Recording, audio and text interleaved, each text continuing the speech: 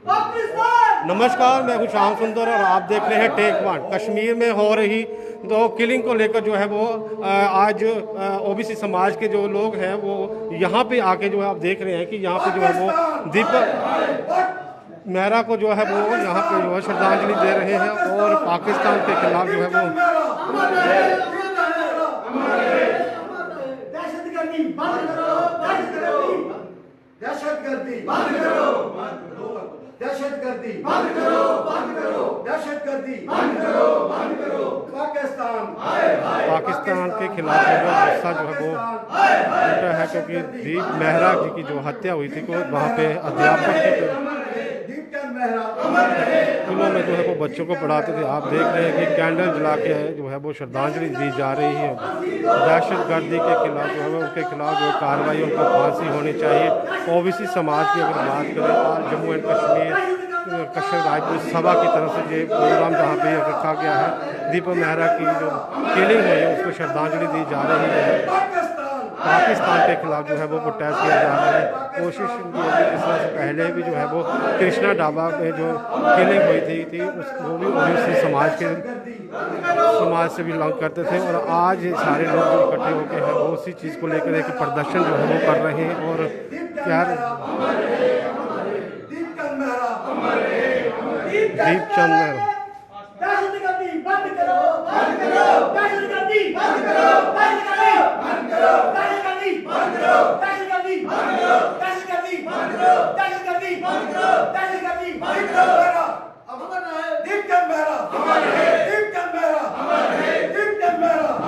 दीपचंद मेहरा पाकिस्तान के खिलाफ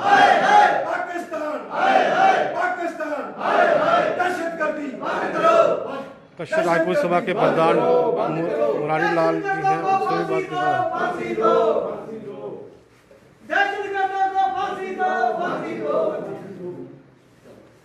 बात करने की कोशिश करेंगे। उनसे पूछेंगे कि जिस तरह से पहले भी कृष्णा ढाबा के जो एक लड़के थे उनकी भी डेथ हो चुकी थी, उसी टाइम के मिलिटेंटों द्वारा जो है वो गोलियां मारकर जो है वो उनकी हत्या कर दी गई थी।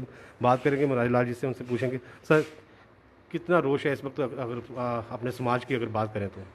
हमारे समाज में बहुत ही रोष है। हम तो गवर्नमेंट को वार्निंग देना चाहते हैं, अगर इन्होंने टाइम रहते उनको दहशतगर्दों को पकड़ा नहीं गया और इनको सहायता नहीं दी गई तो हमारा ऐसा नहीं हो कि हमारा जो समाज कश्यप समाज है सड़कों पर आ जाए। क्योंकि इनकी आज हमारे ये टीचर थे दीपचंद जी, इनकी हत्या हुई। इससे पहले पिछले साल भी जो कृष्णा ढाबा चलाते थे हमारे समाज के, उनकी हत्या कर दी गई। तो ऐसे ही हम गवर्नमेंट को देना चाहते हैं कि इनको सहायता, क्योंकि इनको सहायता देनी चाहिए और जहां मिली जो हमारा मिnority समाज है उसको गवर्नमेंट की सिक्योरिटी प्रोवाइड करनी चाहिए। तो हम चाहते हैं पाकिस्तान की मंशा हम कभी भी पूरी नहीं होने देंगे। वो चाहता है कि जहां 90 के हालात पैदा हों और यहाँ दहशतगर्दी और आपस में फिरका दराना फसाद बनाया जाए, लेकिन हम चाहते हैं हम किसी भी पाकिस्तान के उस मंशा को पूरा नहीं होने देंगे। लेकिन मैं अपने समाज की तरफ से उन भगवान से प्रार्थना करता हूं कि उस दिवंगत आत्मा को और उसके परिवार को सहन, ये जो दुखद घटना हुई है इसको सहन करने की शर्त की दे।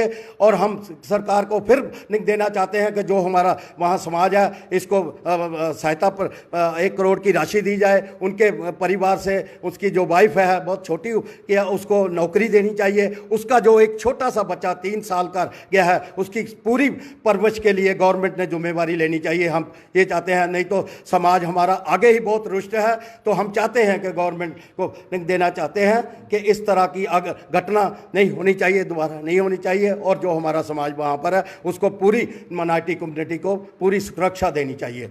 ओबीसी के जो लोग वहाँ पे काम कर रहे हैं, जब वहाँ पे रहते हैं, उनको जो है वो सिक्योरिटी जो है वो प्रोवाइड करनी चाहिए। सरकार के आगे ये एक रिक्वेस्ट कर रहे हैं। और भी लोग हैं उनसे भी बात करेंगे। सर सबसे पहले अपना नाम बताइए। मैं बंसीलाल चौधरी। बंसीलाल जी, अगर बात करें तो 2 सालों में जो है वो दूसरी किलिंग हुई है ओबीसी समाज के लोगों की, किस तरह से रोष प्रकट कर रहे हैं इस वक्त? देखिए कि सवाल ये पैदा होता है कि ओबीसी के लोगों को बड़ी मुश्किल से अपनी कमाई के लिए कहीं ना कहीं दर बदर ठोकरें खानी पड़ती हैं। मुझे पता है कि ये दीपचंद जी के मेहरा के फादर साहब ने कैसे इनको पढ़ाया और कैसे उनकी शिक्षा दी उनको। खुद ये सोनामर्ग में ढाबा करते थे, लेकिन ये ढाबा करके इन्होंने अपने बच्चों को पढ़ाया, कम से कम आज अच्छी एजुकेशन दी थी। लेकिन बड़े दुख के साथ कहना पड़ता है कि भावुक हो गया मैं भी, क्योंकि एक ऐसे शख्स की हत्या कर दी गई जो समाज को एक रोशनी दे रहे थे कम से कम आज भी, और जाके श्रीनगर में रोशनी दे रहे हैं वो भी।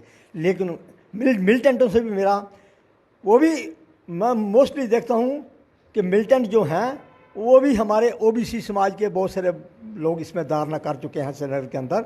और मैं उनसे निवेदन करता हूं, भाई साहब आप ओबीसी को मत मारो, बाकियों को भी मत मारो, लेकिन आप इसको छोड़ दो, आप इसको छोड़ दो। हमको कहेंगे कि आपसे निवेदन करते हैं दोनों हाथ जोड़ के, भाई साहब लेकिन सरकार ने भी आज तक वो मिलिटेंट बनते क्यों हैं, सवाल ये पैदा होता है कि क्यों उनको खरीदा जाता है, क्यों उनको मिलिटेंट बनने के लिए उत्साहित किया जाता है। क्योंकि समाज में भूख है। जम्मू कश्मीर के अंदर सरकार ने अधिकार नहीं दिए उनको, और अधिकार नहीं दिए तो लोग बेचारा दर दर की ठोकरें खा के और ये धारणा उनको जल्दी से खरीद लेते हैं उनको और इस काम में लगा देते हैं। मेरा यही निवेदन है कि सरकार से भी कि ये जम्मू कश्मीर के अंदर इनके अधिकार दो और ये मिलिटेंसी ख़त्म हो जाएगी। हम दावे के साथ कहते हैं, मैंने यहाँ पे एक बार पहले भी यहाँ पर कमीशन आए थे, हमने उनसे भी यही दरख्वास्त की थी। स्टोन पेल्टिंग, वो कहते थे स्टोन पेल्टिंग बच्चे जो हैं, हमने उनको ये भी कहा था कि स्टोन पेल्टिंग बच्चे वही ओबीसी के खरीदे जाते हैं, लेकिन सरकार ने अभी तक लगभग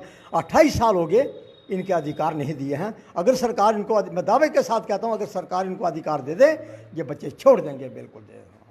सीधे तौर पे जो है वो रोष है, काफ़ी लोगों में जो है वो ओबीसी की बात करें, इनके सदस्यों में काफ़ी रोष है। एक ही डिमांड की जा रही है कि इनके घर के सदस्यों को जो है एक नौकरी जो है वो प्रोवाइड की जाए और 1 करोड़ की जो है राशि के परिवार को वो दी जाए। और अगर ऐसा नहीं होता तो आने वाले दिनों में जो है ओबीसी समाज जो है वो सड़कों पर उतरेगा। और अपडेट के लिए बने रहें टेक वन के साथ। श्याम सुंदर, टेक वन, जम्मू।